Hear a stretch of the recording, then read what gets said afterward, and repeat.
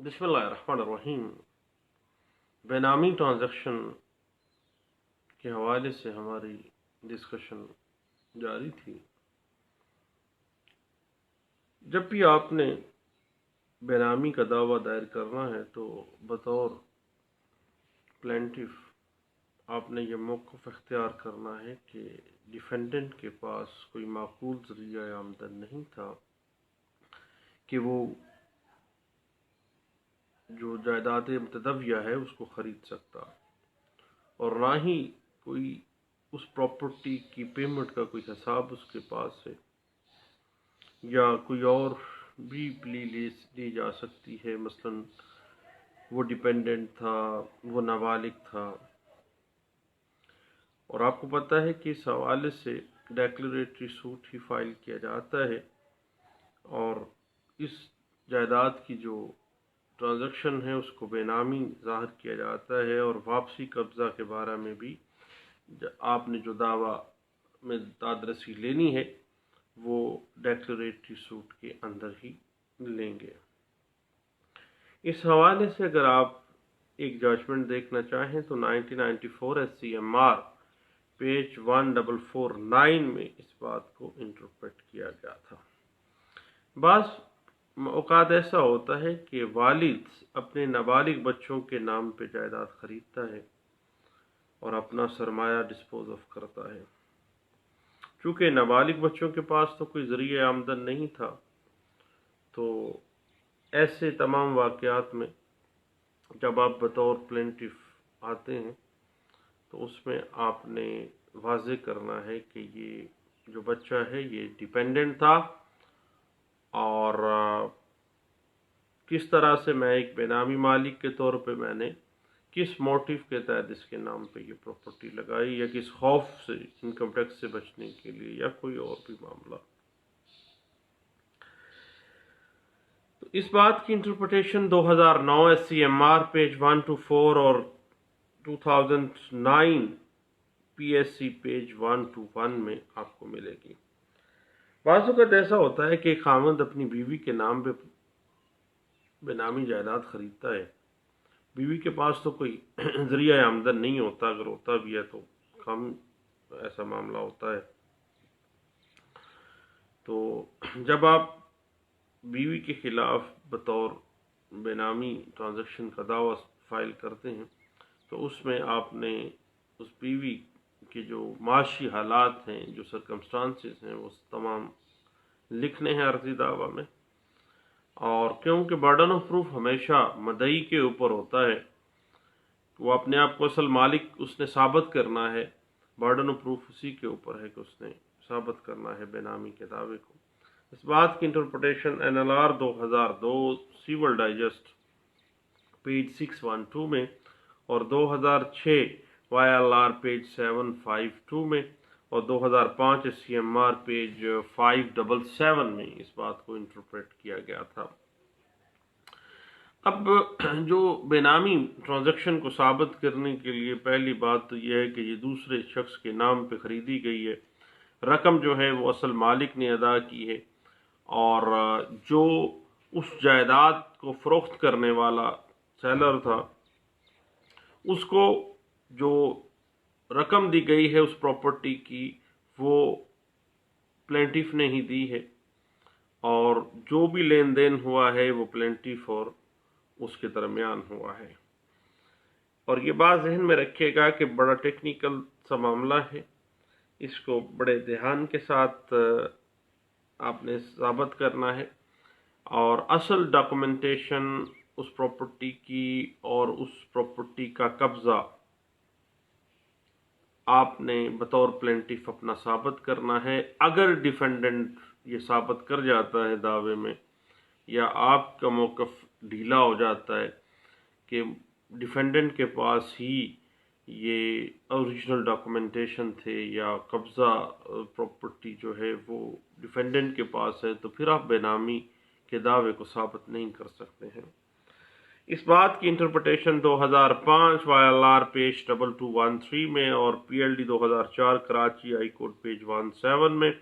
और NLR 2008 SCJ page 588 में इस बात को انٹرپریٹ کیا گیا تھا. Basically, source of income, intention to purchase the property as benami, original possession of property and original documents of title are ingredients of benami, اور اس طرح سے burden of proof always on the plaintiff, اس نے ثابت کرنا ہے. اس بات کی interpretation 2017 MLD page 1539 D میں کی گئی تھی. اس میں یہ ہے کہ بینامی ٹرانزیکشن کو ثابت کرنے کے لیے خریدار اور اوسٹینسیبل آنر کے درمیان رقم ادا کرنے کے جو معاہدہ ہے اس کو بھی ثابت کرنا ضروری ہے کہ اصل جو معاہدہ تھا وہ تو اصل مالک کے ساتھ تھا اور اصل مالک ہی اس پراپرٹی کا بینیفیشری ہے، اصل مالک ہی اس کا خریدار تھا. تو اس بات کے لیے آپ 2017 YLR پیج 224 نمبر پیج ہے، اس میں اس بات کو انٹرپریٹ کیا گیا تھا. لیکن ایک بات ہے کہ آج کل جو اعلیٰ عدلیہ کی سٹیشنز ہیں، مختلف حوالہ جات ہیں، اس میں benami transaction can be proved in absence of the motive and reason to buy such property as benami. یعنی اگر ثابت نہیں بھی ہوتا کوئی موٹیو یا پروف تو پھر بھی انڈرسٹوڈ چیز ہے کہ پراپرٹی کا پیسہ پلینٹف نے دیا ہے اور ڈیفینڈنٹ نے نہیں دیا ہے. ایسے صورتحال میں اصل مالک جو ہے وہ تو مدعی ہی ہوگا. اس حوالے سے 2016 CLC پیج 1284 میں اور 2016 YLR پیج 75 اور 2015 CLC پیج 1667 میں اس بات کی انٹرپریٹیشن کی گئی تھی. جہاں تک لمیٹیشن کا تعلق ہے تو بینامی ٹرانزیکشن کا دعویٰ دائر کرنے کی جو لمیٹیشن ہے وہ 6 ایئر ہے، کیونکہ کاز آف ایکشن جب اکرو ہوتی ہے اس سے 6 سال کے اندر اندر آپ ڈیکلریٹری سوٹ فائل کر سکتے ہیں. اس حوالے سے PLD 2012 Lahore high court page 141 ہے اور PLD 1984 Karachi high court page 94 ہے. اور بعض ایسے صورتحال بھی ہوتی ہے جب قبضے کا معاملہ آ جاتا ہے کہ پوزیشن بھی آپ لینا چاہ رہے ہوتے ہیں، آپ کو بے دخل کر دیا گیا ہوتا ہے آپ کے قبضے میں مداخلت کر کے، تو بعض معاملات میں 12 سال تک بھی اس کی لمیٹیشن چلی جاتی ہے. اس حوالے سے کچھ لینڈ مارک ججمنٹ نوٹ کر لیجئے گا، بڑا ٹیکنیکل سا، اور لمیٹیشن آپ کو پتہ ہے کہ that is the mix question of law and fact, اور یہ ہمیشہ شہادت طلب معاملہ ہوتا ہے. اس پہ ڈھاکہ ہائی کورٹ کی ایک لینڈ مارک ججمنٹ ہے جو بعد میں آنے والے تمام فیصلہ جات میں ہولڈ کیا گیا اس کو، اور اس پہ اسی کو بنیاد بنا کے آگے فیصلہ جات کیے گئے. PLD 1957 Dhaka high court page 575 اور 2002 ILR پیج 1311 میں اس بات کو انٹرپریٹ کیا گیا تھا.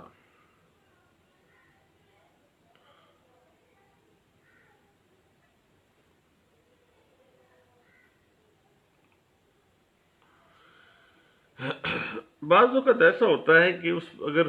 سکنی پراپرٹی ہے تو کوئی یوٹیلیٹی بلز وغیرہ جس پارٹی کے نام پہ ہوتے ہیں، اٹ مین کہ بجلی کا میٹر ہے، سوئی گیس کا میٹر ہے، اگر وہ مدعی یا ڈیفینڈنٹ کے نام ہوتا ہے تو متعلقہ فریق کا جو موقف ہوتا ہے اس کو کچھ حد تک سٹرونگ کر دیتا ہے. اس وجہ سے جو یوٹیلیٹی بلز ہیں وہ بھی سپورٹنگ ڈاکومنٹس کے طور پہ آپ نے لگانے ہیں. اگر آپ پلینٹف ہیں تو آپ کا موقف، اور اگر ڈیفینڈنٹ ہیں تو ڈیفینڈنٹ کا موقف جو ہوگا اس کو تائید میں یہ اچھا موقف، سٹرونگ موقف بن جائے گا.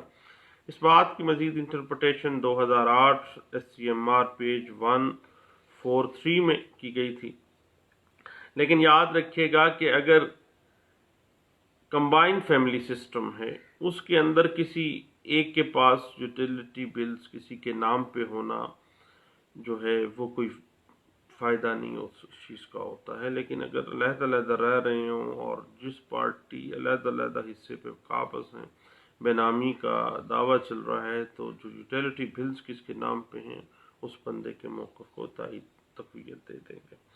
اس حوالے سے مشترکہ خاندان میں اگر ایسا سسٹم ہے، combine joint family system Punjab میں سندھ میں ہوتا ہے، تو اگر ایسی پراپرٹی کا بے نامی کا معاملہ آ جاتا ہے تو ایسا یوٹیلیٹی بلز کا کوئی ایسا معاملہ جو ہے وہ کوئی فائدہ نہیں ہوگا۔ 2005 ILR پیج 364 میں اس بات کو انٹرپریٹ کیا گیا تھا۔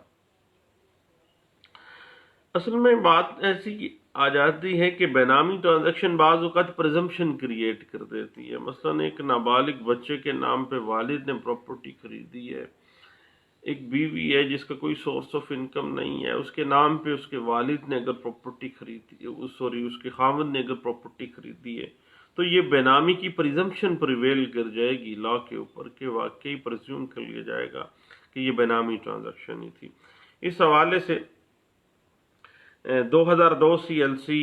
پیج 1537 اور 1993 CLC پیج 605 میں اس بات پہ ہمیں انٹرپریٹیشن جو ہے وہ مل جاتی ہے۔ لیکن ایک بات ذہن میں رکھیے گا، بطور پلینٹف جب آپ بے نامی ٹرانزیکشن کا ڈیکلیریٹری سوٹ میں جاتے ہیں اور یا ڈیکلیریٹری سوٹ کے ساتھ ساتھ پوزیشن میں جاتے ہیں، تو ذرائع آمدن آپ نے جو ثابت کرنے ہیں وہ مینڈیٹری ہیں، اور اگر آپ وہ ثابت نہیں کرتے تو دعویٰ خارج ہو جائے گا۔ 2001 CMR پیج 1443 میں اس بات کی انٹرپریٹیشن دی گئی تھی۔ بعض اوقات ہم لوگ یہ دیکھتے ہیں کہ بے نامی ٹرانزیکشن کی گئی ہوتی ہے اور آگے سے کوئی دستاویز تیار کروا دی جاتی ہے۔ مثلا کسی کے نام پہ پراپرٹی خریدی ہے، اب بے نامی دار جو ہے وہ آگے سے کسی کے نام پہ گفٹ کر دیتا ہے یا کسی کے نام پہ پے کر دیتا ہے۔ تو اصل بات یہ ہے کہ بے نامی ٹرانزیکشن کے بنا پر اگر آپ نے دعویٰ کینسلیشن آف ڈاکومنٹس کا منسوخی دستاویزات کا کرنا ہے تو وہ آپ اس میں بھی ثابت اسی طرح ہی آپ نے کرنا ہے کہ یہ جو دستاویز بنوا کے دینے والا ہے وہ بندہ تو میرا بے نامی دار ہے، اور یہ جو جائیداد متداویہ ہے وہ تو میں اصل مالک ہوں، اور اسی کی اگر کینسلیشن آف ڈاکومنٹس میں آپ نے جانا ہے تو پھر 6 سال اس کی لمیٹیشن نہیں ہوگی بلکہ 3 سال اس کی لمیٹیشن اس سوٹ کی ہوگی۔ اور جب آپ کو پتہ چلتا ہے کاز آف ایکشن اکرو ہو گیا، 3 سال کے اندر اندر آپ نے دعویٰ منسوخی ان دستاویزات کے آپ نے دائر کرنا ہے۔ اس بات کی انٹرپریٹیشن آپ 1995 MLD پیج 397 میں دیکھ سکتے ہیں۔ اس کے بعد جہاں تک بے نامی دعویٰ میں دادرسی حاصل کرنے کے لیے متداویہ جو جائیداد ہے اس کا کوئی جو مدعی سٹینس لیتا ہے کوئی بھی، تو بھائی 74A اطلاق ہوگا مدعی جائیداد متداویہ کا اگر بے نامہ ہبہ نامہ، اس کے علاوہ تملیک نامہ، تبادلہ نامہ کے ذریعے مالک ہے تو پھر 74A کے تحت وہ کورٹ فیس ہوگی، اور مالیت مقدمہ جو ہے جو بھی رقم اندراج رجسٹری میں ہے اس کے مطابق ہوگی۔ اور اگر صرف اور صرف بے نامی داری کا آپ نے دعویٰ دائر کرنا ہے، صرف اور صرف بے نامی داری کے حصول کے لیے، تو 747 تو پھر سیکشن جو 74C ہے کہ جس میں اپنی مرضی کے مطابق کورٹ فیس آپ لگا سکتے ہیں، اور بے نامی ٹرانزیکشن کا جو دعویٰ ہے اس میں کورٹ فیس قابل ادائیگی تقریباً نہ ہونے کے برابر ہی ہوتی ہے، مستثنیٰ ہی قرار دیا جاتا ہے، اور عام طور پہ آپ لکھ دیتے ہیں کہ جو دعویٰ ہے وہ اس مالیت جو ہے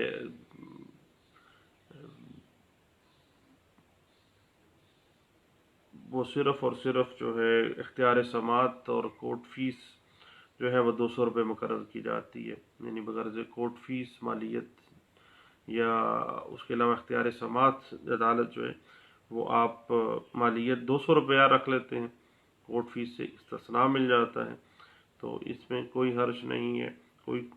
قباحت نہیں ہے۔ اس بات کی انٹرپریٹیشن اگر آپ مزید دیکھنا چاہیں تو 1995 MLD پیج 316 میں اور 316B میں اس بات کی انٹرپریٹیشن کی گئی ہے۔ اور گفٹ کی صورت میں آپ کو پتہ ہی ہے کہ 74A میں فال کرتا ہے، اور جو بھی مالیت ہے گفٹ کی صورت میں جو دستاویز پہ لکھی گئی ہے، یا بیانہ کی صورت ہے، یا تملیک کی صورت ہے، تبادلے نامے کی صورت ہے، تو پھر آپ کو جو مالیت بنتی ہے اس کے مطابق کورٹ فیس ہوگی۔ اگر صرف بے نامی ٹرانزیکشن کا معاملہ ہے تو بھائی صرف اور صرف آپ نے اپنی مرضی سے اس کی جو مالیت دعویٰ اور مالیت اختیار سماعت جو ہے کورٹ فیس اور اختیار سماعت وہ متعین کرنا ہے، اور کورٹ فیس سے استثناء مل سکتا ہے۔ اس بات کی انٹرپریٹیشن مزید دیکھنا چاہیں تو 1993 CLC پیج 1606E میں کی گئی تھی۔ اور یاد رکھیے گا کہ بعض اوقات بعض دوست یہ کہتے ہیں کہ بے نامی ٹرانزیکشن جو ہے وہ اسلامی جو تعلیمات ہیں ان کے خلاف ہیں، تو یاد رکھیے گا کہ بے نامی ٹرانزیکشن قطعی صورت یہ کوئی ایسا معاملہ نہیں ہے کہ یہ اسلامی تعلیمات کے خلاف ہے۔ اس بات کی انٹرپریٹیشن 1993 میں سپریم کورٹ آف پاکستان نے بھی کی تھی، اور اس کی آپ انٹرپریٹیشن دیکھ سکتے ہیں 1993 SCMR پیج 1325 میں اس بات کو انٹرپریٹ کیا گیا تھا۔ دوستو، بے نامی ٹرانزیکشنز جو ہیں اس کے دعویٰ جات جو ہیں اس میں یہ کچھ پروسیجر اور ڈیفینسز آپ کے سامنے ہیں۔ اس کے بعد آپ یاد رکھیے گا کہ جو پروہیبیشن آف بے نامی ٹرانزیکشن ایکٹ 2017 کی بات ہے، تو بھائی وہ صرف اور صرف ٹیکس چوری کو پکڑنے کے لیے بنایا گیا ہے کہ بعض اوقات لوگ اپنی بلیک منی کے اوپر ٹیکس نہیں دیتے، بلیک منی کو چھپانے کے لیے بے نامی ٹرانزیکشن کرتے ہیں، تو اس روک تھام کے لیے پروہیبیشن آف بے نامی ٹرانزیکشن ایکٹ 2017 بنایا گیا تھا۔ بے نامی سوٹس کا جو پروسیجر ہے اس کے اوپر اس کا کوئی ایسا معاملہ پریویل نہیں کرتا ہے۔ دعاؤں میں مجھے یاد رکھیے گا۔ Thank you. اللہ حافظ۔